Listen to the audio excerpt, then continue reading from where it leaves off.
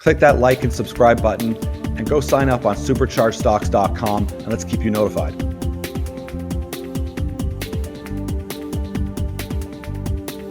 Good morning, everyone. It's Andrew with Supercharged Stocks. Today we're catching up with Jed Richardson, who's the president of Trigon Metals. This is a really interesting story based in Namibia and Morocco, and it's that Namibian component, which is their foundational flagship property, the Kombat Mine, which is of real interest to us. This is a very undervalued story, to say the least, with lots of news that just came out. It's had a good resurgence in the last couple months as well. We're speaking with Mr. Richardson, who's the president and director of the company. He's got a very rare skill set in this space where he's not only a trained and qualified mining engineer, but he's also been an analyst for companies like RBC Capital Markets and Sprott Securities. This board is packed. It's got lots of names on it, lots of qualified people, and we'll get through to that as well. So let's take a look at Trigon Metals in Namibia and speak with Jed Richardson. We're looking forward to seeing what he has to say.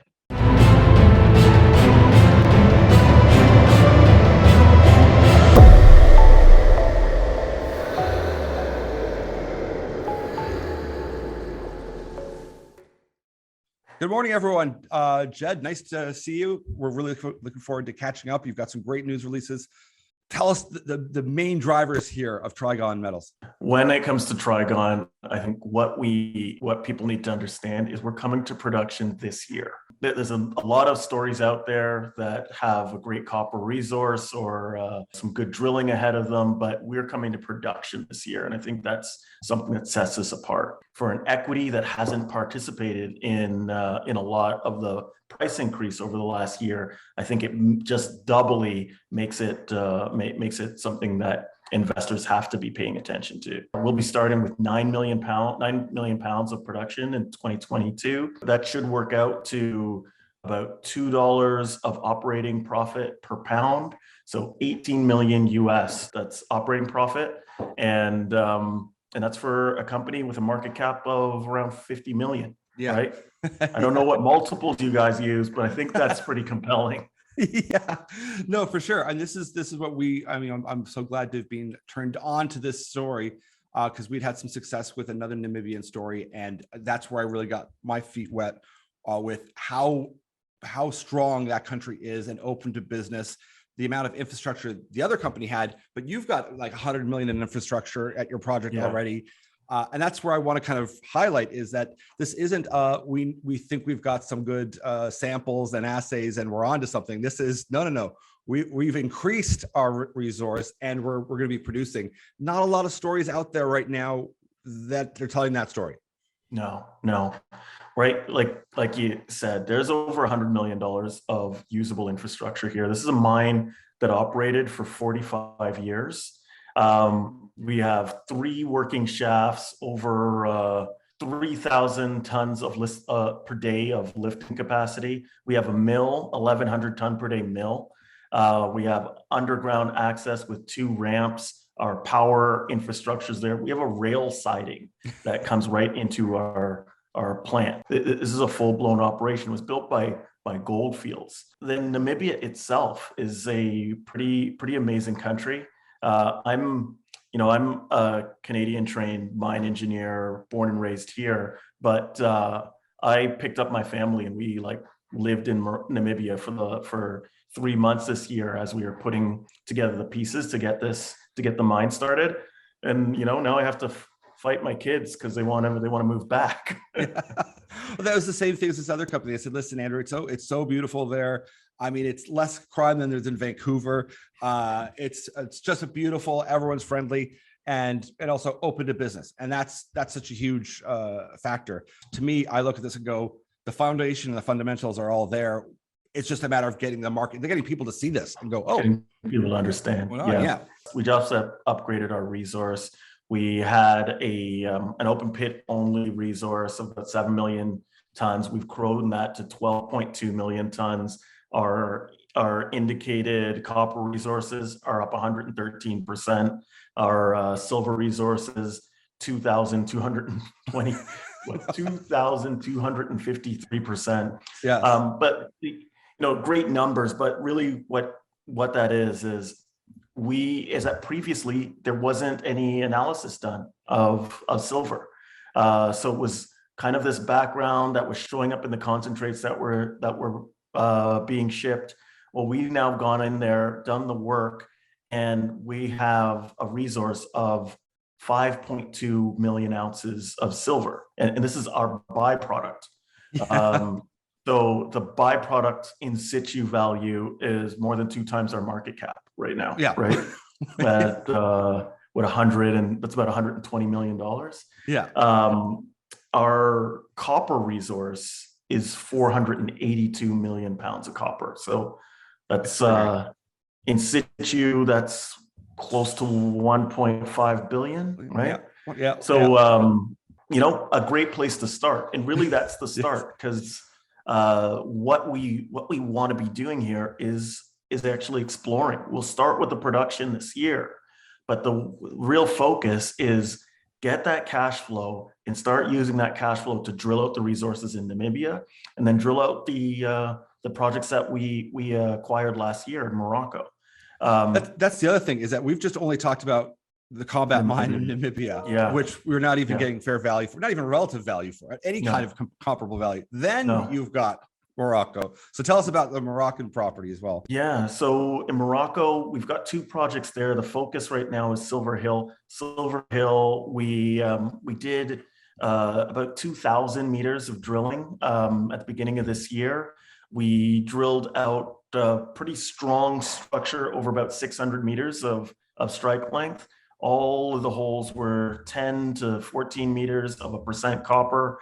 We are getting silver grades of an ounce, so around 30 grams to about 110 grams per ton in silver. But what was probably the best part of the exploration was towards the end of the campaign, we recognized another part of the property where we were seeing some disturbance in the ground, like where some ancient work had happened. We had some grab samples that came back really good. And then we did a trench, and the trench came back with 13 meters, 2.7% copper, 34.5 grams per ton silver, and 82 grams per ton of cobalt. Wow. And really, Morocco is a unique place geologically. Like, when you think of Morocco, is absolutely part of Africa, but geologically, it's actually connected to Spain and Portugal. So those big base metal deposits that you find in Spain and Portugal, that's the potential that you have in the Andes. Very cool. Whereas in Spain and Portugal, they've been, you know, I can remember I was an analyst and we covered Boliden and all those companies that were mining in Spain, Rio Narcia, all these things 20 years ago. None of that has happened in Morocco. Literally, we're looking at a project where the last geological work was done 600 years ago by the Moors. So that's the kind of there's been a few scientific developments in the space, but just a couple. Now, what's your experience in Morocco as well? Because we've spoken to privately about that, and you've had a wonderful experience in Morocco. Maybe you can kind of tell the rest of the viewers too what your experience has been. Sure. I've been traveling back and forth to Morocco for over 8 years, looking at these projects. Like my background, I'm a mine engineer, but I spend a lot of time in mine finance with RBC and Cormark as an analyst. And early in my career, I got a lot of opportunity to travel to Mexico, and looking at those assets in 2004, 2005, assets that became First Majestic Silver, Fortuna, Great Panther, and then even Western Copper, assets that ended up becoming part of Coeur d'Alene. And all of those were initially little small mom and pop operations or ancient workings that have been done by conquistadors well before. Yeah. And now we think of Mexico as a big mining destination, and all of that's developed over the last 15 years. And I see the same potential in Morocco, and that's what, you know, going down there and looking at those assets. We've found a couple, and now we're working on those. And I'm sure this will be just the beginning. Like in 15 years from now, you guys will all be I'll be like, oh, of course, Morocco, that's where, that's where you find everything. Right? Well, I'm glad you highlighted that again, because you're kind of like the rare exception out there where you're a qualified and trained mine engineer, but you've also got the finance background from Sprott and RBC. You don't get that a lot. So when you have both of those things covered and you're in the mining sector, that's a very unique proposition, which speaks not only to your own. It makes you really skeptical is what it does. Well, I'm sure you've been over the years, especially as an analyst, being told every story about the potential of world-class deposits. Exactly. No, and I think in partially that's part of the story of Trigon is I think if I didn't have the experience, I probably would be better at yelling from the mountaintops about how good a project it is we have and how good a company we are. But I think I've been bruised by my history. Yes. But the truth of it is there. Like, and it's really going to be hard to hide that from the market now. Like as we move into production and these resources continue to build. So. And I bring that up too, because whenever you have someone with the experience with the project, usually you've got the holy trinity is that good people, good project attracts more of the same. And you have, I mean, maybe you can speak to the board, to some of the team that's involved. Because that's a good highlight for people to realize. I always say to people, if you've got it, you can attract some very, very strong people, which you have. No, absolutely. Like, and right off the bat, so our largest shareholder is Eric Sprott at 18%. Actually, no, he's like 19.9 with some warrant exercises. He's been a big supporter of the company. And he also has his daughter on the board, Larissa Sprott, who actually joined the company prior to Eric's involvement and was really key in helping turn the company over from its history. We've been involved now for 2 years getting this company ready. We got rid of some historic kind of legacy shareholders over the past year and a half, and really turned it over. And we've got some good institutional support now, some great retail guys who've been very supportive.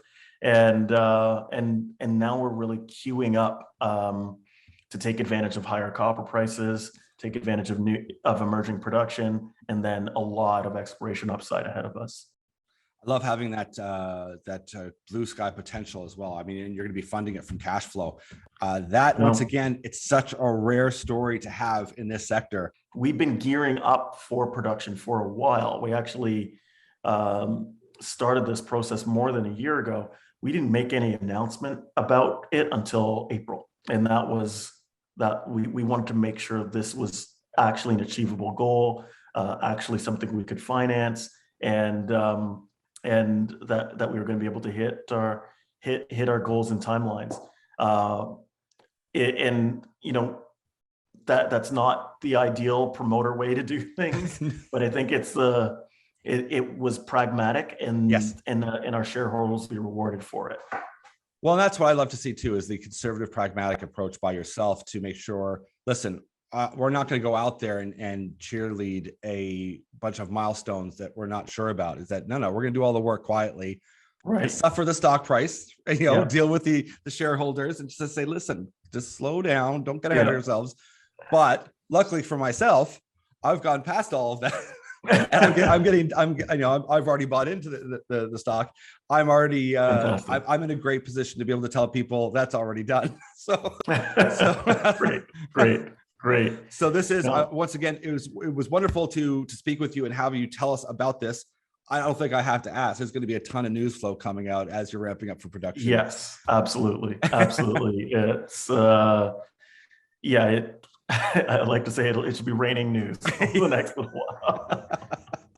Wonderful. Well, thank you so much for spending time, and we look forward to having you back on, and we'll be chatting with you about all the updates and whether or not you're hitting those milestones and achieving these goals. But we're definitely comfortable with the management, the board, the team, the project, all of the projects, both Silver Hill as well as Kombat. So really excited to be talking about this and seeing this, and we look forward to continued success. All right. Thanks, Andrew. Thanks, Jed. Great. Good to chat.